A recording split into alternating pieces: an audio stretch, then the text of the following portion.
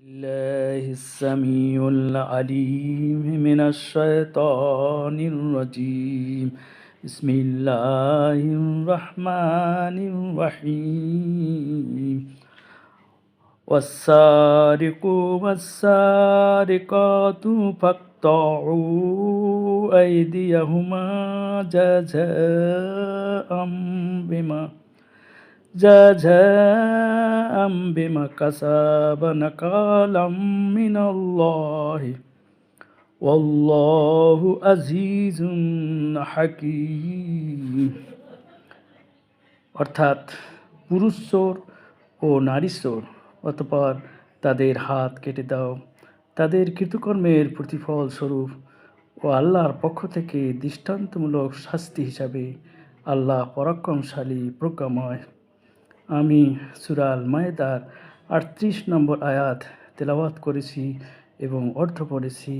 এখান থেকে বোঝা যায় পুরুষ ও নারী যে চুরি করুক তা মহান রব্বুল আলামিন তার শাস্তির বিধান রেখেছেন, তার হাত কেটে দিতে হবে। যে অভাবের তাড়নায়, পেটের খিদার তাড়নায় যে চুরি করে, এখান থেকে সেই চুরির হাত কাটার বিধান নেই। যে অভাব না থাকা সত্ত্বেও লোভে পড়ে চুরি করে মহান রব্বুল আলামিন তাদের হাত কাটার বিধান রেখেছেন।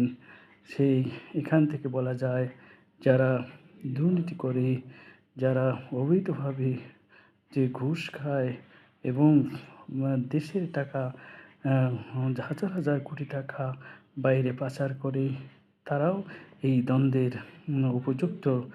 তা সূরা আল মায়েদায় ৪৪ নম্বর আয়াতে বলা হচ্ছে যে আল্লাহর আইন অনুসারে বিচার করে না, ফয়সালা করে না, তারাই হচ্ছে কাফির।